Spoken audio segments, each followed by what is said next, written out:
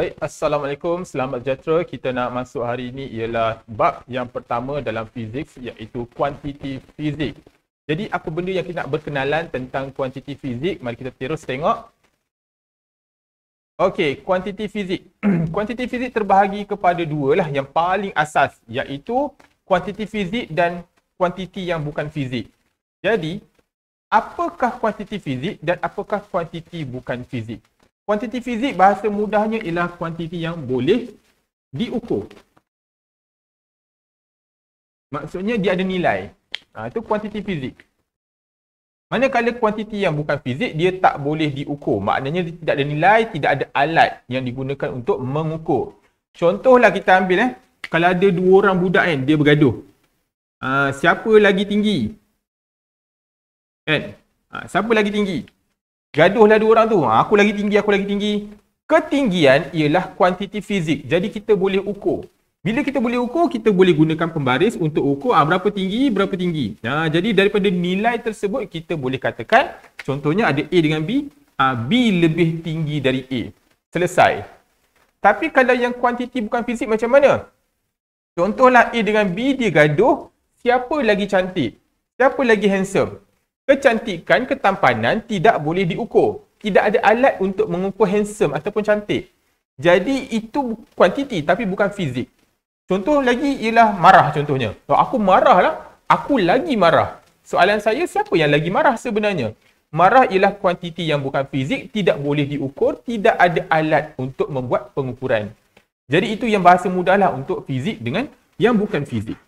Okey, kita terus tengok yang seterusnya. Doktor memeriksa seorang pesakit dan dia tulis. Dia tulis apa tu? T. Okey. Apa maksud? Apa maksud ni? T sama dengan 38 darjah Celsius. Okey. Jadi T ini bermaksud suhu. Temperature. Sama dengan lah. 38 ini ialah magnitude. Okey. Dan darjah Celsius ialah unit. Okay, kalau kita baca, suhu pesakit tersebut ialah 38 darjah Celsius. Suhu ialah kita punya kuantiti fizik. Nampak tak? Jadi setiap kuantiti fizik dia akan ada magnitude. Magnitude tu bahasa mudahnya ialah nilai. Dan dia ada unit. Jadi apa-apa kuantiti fizik, contoh ketinggian tadi, dia ada nilai, magnitude dan juga ada unit. Jadi ini cara kita menulis kuantiti fizik, magnitude dan unit. Okey. Jadi dia dalam bentuk simbol. T itu ialah simbol bagi kuantiti kita, suhu. Darjah Celsius pula simbol bagi darjah Celsius yang panjang tu. Okey, seterusnya. Tukarkan 72 km sejam kepada meter sesaat. Okey. 72 km sejam. Ataupun km J negatif 1. Okey, per jam. Tukarkan kepada meter saat. Jadi kita kena faham satu benda. 72 km sejam bermaksud 72 km per 1 jam. Ini kena faham. Sebab bila kita faham benda ni, tak ada masalah kita nak tukar kepada apa? Meter dan saat.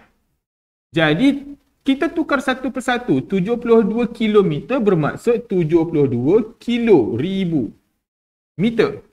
1 jam berapa saat? 1 jam ialah 60 minit kali dengan 60 saat. 3,600 saat. Jadi dengan hanya menekan kalkulator, mana kalkulator tak keluar lagi. Okey, kita keluarkan kalkulator dulu. Alright, mana kalkulator? Jadi kita keluarkan kalkulator.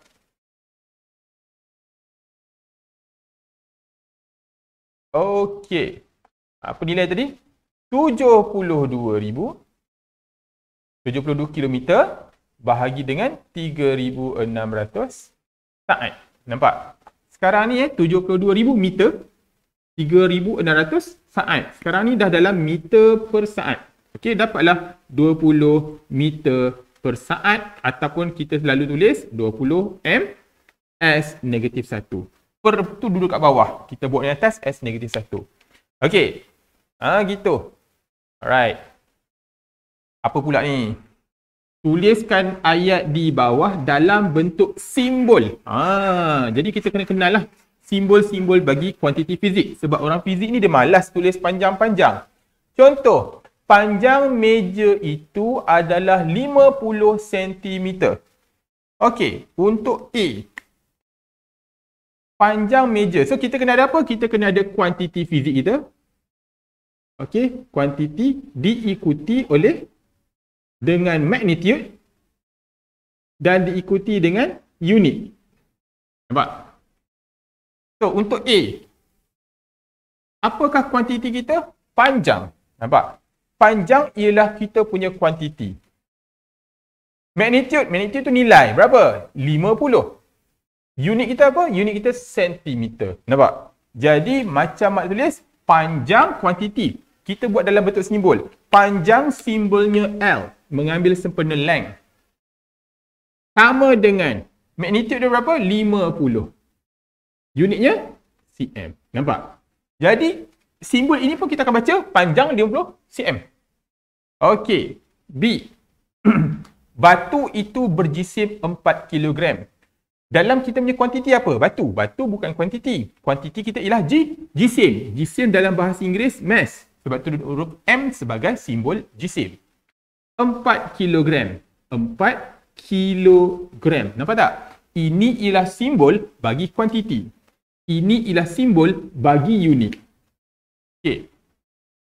C. Pelari tersebut mengambil masa hanya 13 saat sahaja. Dalam banyak-banyak ni, kuantiti kita ialah masa. Masa simbolnya T. Time. Nampak? 13 saat. So, 13 saat. Nampak? Second dalam bahasa Inggeris. Jadi, nampak? Ini simbol untuk kuantiti. Ini simbol untuk unit. Jangan confuse. Okey, D. Ada lagi? Ada D. Arus elektrik yang mengalir dalam litar adalah 2 ampere. So, arus simbol dia I. Arus elektrik yang mengalir dalam litar ialah 2 ampere. 2 E. Nampak? Simbol-simbol ni kita boleh nampak. Panjang 50 cm. M apa? Jisim. Jisim 4 kg. T masa 13 saat. Arus 2 ampere. E. Suhu takat beku ais. Suhu adalah kita punya kuantiti. Suhu apa dalam bahasa Inggeris? Suhu? Temperature. Nampak? Adalah 273. 273 Kelvin. Nampak? Ini simbol bagi Kelvin. Ini simbol bagi suhu. F. Okey, projektor dalam makmal fizik mempunyai keamatan berluminositi setinggi 3000 kandela. So, keamatan berluminositi IV, intensity of light, sama dengan berapa? 3000. 3000. Kandela CD. Nampak? Ini ialah simbol-simbol.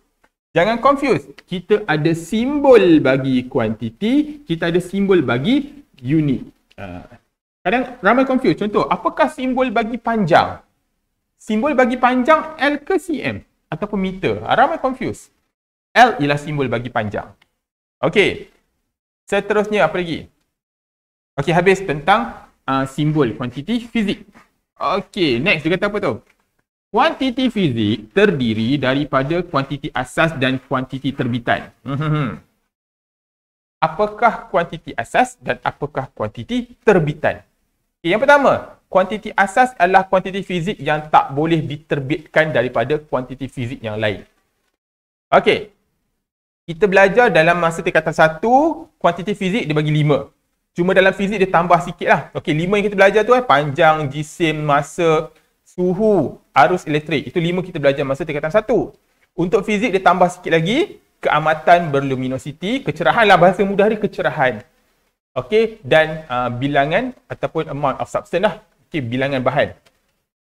Okey, jadi inilah kuantiti fizik. Dia kata kuantiti fizik, kuantiti asas ni tidak boleh diterbitkan dari kuantiti fizik yang lain. Maksudnya di sini, length, panjang. Kita ambil contoh panjang. Ada tak apa-apa darab? Apa-apa dapat panjang? Tak kan? Panjang tu memang kita ukur terus dapat panjang. Jadi panjang tu bukan datang daripada kuantiti fizik yang lain. Contoh yang datang daripada kuantiti fizik yang lain, contoh macam laju. Laju datangnya daripada jarak bahagi dengan masa. Maksudnya, kombinasi dua kuantiti fizik mendapat laju. Jadi, laju ni bukan asas. Nampak? Jadi, bila kuantiti asas tu tidak boleh diterbitkan daripada, ni apa? Laju boleh diterbitkan daripada jarak dan masa. Itu maknanya jarak dan masa ni boleh diterbitkan tak daripada lain-lain? Kalau masa ni boleh diterbitkan, apa darat, apa dapat masa?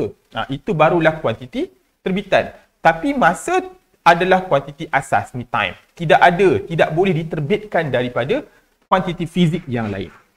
Okey. Manakala kuantiti terbitan ialah kuantiti fizik yang boleh diterbitkan daripada kuantiti asas. Contoh, yang tadilah kita bagi laju. Kita ada beberapa. Kita ada luas, banyak. Kuantiti terbitan ini sangat-sangat banyak. Jadi tak perlu tahu semua. Sebab you all akan belajar dalam fizik nanti. Tapi at least kita kena kenal yang kita dah pernah belajar. Contohnya luas. A ialah luas. Macam mana dapat luas? Kalau kita dah belajar dekat matematik, luas ialah panjang darab lebar. Betul? Lebar tu juga panjang. Panjang tu juga lebar. Tinggi juga adalah panjang. Maksudnya panjang darab panjang. Ya? Panjang darab panjang. Okey, panjang darab panjang ataupun kali kan orang fizik malas kan? L darab dengan L. Nampak? Jadi, luas ini diterbitkan daripada dua kuantiti asas. Kebetulan dua kuantiti asas ni kuantiti asas yang sama. Jadi, unit dia apa? Kalau cm darab cm, that's why kita dapat cm kuasa 2. Tapi kalau unit SI, meter darab meter, kita dapatlah meter kuasa 2. Nampak? Nah, luas ni datang daripada hasil darab kuantiti asas. Okey, tengok B pula. Apa tu B? Isi padu. Lagi senang. Isi padu. Isi padu ialah panjang darab lebar darab tinggi. Lebar dan tinggi ketiga-tiga ini juga adalah panjang. Okey? Panjang darab panjang darab panjang. So bahasa mudah dia panjang darab dengan panjang. Panjang kuasa 3 lah. Sebab tu unit dia ialah cm kuasa 3 ataupun meter kuasa 3 dalam unit SI. Nampak? Dengan kata lain, isi padu. Macam mana nak dapat isi padu? Isi padu diterbitkan daripada hasil darab panjang. Maknanya kuantiti asas darab kuantiti asas dapat isi padu. Okay, isi padu ialah terbitan. Diterbitkan daripada panjang kuantiti asas. Okey, laju. Laju sama dengan jarak bahagi masa. Ini formula dia. Menunjukkan laju ni dia datang daripada kuantiti yang lain. Jarak ini sebenarnya ialah panjang juga. Betul tak? Panjang ni ada banyak nama. Ada kata lebar, ada kata tinggi, ada kata jarak. Okey. Panjang bahagi masa. Kalau kita tengok panjang dan masa ini kedua-duanya ialah kuantiti asas. Kan? Jadi laju sama dengan panjang. Panjang ialah L bahagi dengan masa T. Nampak? Dia datang daripada dua kuantiti asas. That's why kita dapat laju. Laju inilah kita panggil kuantiti terbitan. Sebab dia diterbitkan daripada gabungan panjang dengan masa. Habis tu unit dia apa? Kalau panjang unit dia dalam meter, masa unit dalam saat. Jadi meter bahagi saat kita dapat meter per saat ataupun ms negatif 1. Okey. Itu dia. Last sekali ialah ketumpatan. Banyak lagi sebenarnya. Kita ambil ringkas sahaja. Masa kita form 1 kita belajar ketumpatan. Ketumpatan. Apa formula ketumpatan? Ketumpatan sama dengan jisim bahagi isi padu. Okey, kita check. Ketumpatan. Ini simbol ketumpatan. Malas nak tulis. Jisim, ingat lagi simbol jisim. Mass M bahagi dengan isi padu. Volume V. Ketumpatan memang kuantiti terbitan. Jisim kuantiti asas. V ialah terbitan tu lah. Ni, isi padu kan? Terbitan. So, isi padu ini diterbitkan dari mana? Isi padu diterbitkan daripada panjang darab lebar darab tinggi. Nampak tak? Inilah dia. So, kalau kita nak tengok, M bahagi dengan L darab L darab L. So, kuantiti asas. Gitu je maknanya. Maksudnya, Ketumpatan adalah kuantiti terbitan yang diterbitkan daripada gabungan jisim bahagi dengan panjang, darat panjang, darat panjang. So kalau kita tengok unit dia apa? Unit dia senang. Jisim unit dia kg, isi padu meter, darat meter, darat meter, meter negatif 3 sebab dia duduk kat bawah. Kg per meter cube. Okey. Gitu. Itulah dia kuantiti asas dan abang dia kuantiti terbitan. Okey, kita tengok lagi. Kuantiti fizik yang seterusnya ialah kuantiti skalar dan kuantiti vektor. Tadi asas dengan terbitan. Habis, stop kat situ. Sekarang ni kuantiti, dalam banyak kuantiti tadi, kita ada kuantiti skalar dan kuantiti vektor. Apa benda kuantiti skalar dan vektor? Okey, kita berikan definisi sini. Kuantiti skalar bermaksud kuantiti yang hanya mempunyai magnitude sahaja. Magnitude sahaja. Apa benda magnitude? Magnitude tu nilai lah.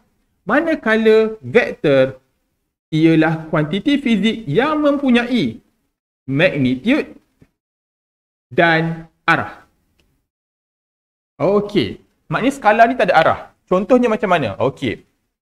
Tengok dekat situ. Warna hijau. Sila isikan bekas ini dengan pasir berjisim 20 kg. Jadi kuantiti kita ialah jisim. Magnitude kita ialah 20 kg. Jadi soalan dia ialah jisim ini kuantiti skalar ke kuantiti vektor? Tanya balik. Jisim ini ada magnitude tak? Magnitude. Yes, ada magnitude. Ada nilai. Soalan saya, jisim ada arah tak? Ada ke jisim arah ke mana-mana? Tak ada. Jadi jisim ialah kuantiti skalar. Nampak? Manakala yang biru ni pula, sila tolak kotak ini dengan daya 20 Newton. Okey, sila tolak kotak ini dengan daya 20 Newton. Jadi daya berapa? Daya ialah kuantiti fizik kita. Ni dia punya magnitude ialah 20 Newton. Daya ialah kuantiti fizik, 20 Newton ialah kita punya nilai magnitude. Soalan saya, ada arah tak? Ya, sebab bila kita kata sila tolak kotak ini dengan daya 20. Kita ada kotak. Sila tolak kotak ini dengan daya 20. Kita akan tanya balik, nak tolak ke mana? Ke sini? Ke sini? Tolak ke atas? Nampak? Jadi dengan kata lain, daya 20 Newton ini dia datang bersama-sama dengan arah. Kita tak boleh kata tolak 20 Newton ke mana? Jadi daya tentulah kuantiti vektor. Dia ada magnitude, dia ada nilai dan dia kena ada arah. Nampak? Jadi ada beberapa yang tidak mempunyai arah, itu kita panggil dia kuantiti skalar. Kebanyakan kuantiti asas ialah kuantiti skalar dan kuantiti terbitan kebanyakannya ada juga yang vektor. Okey, ada juga kuantiti asas yang vektor. Nanti kita tengok benda tu. Itu ialah dalam bab 2. Okey, itu nanti. Contoh macam mana? Kita bagi tracer sikit je. Okey, nampak?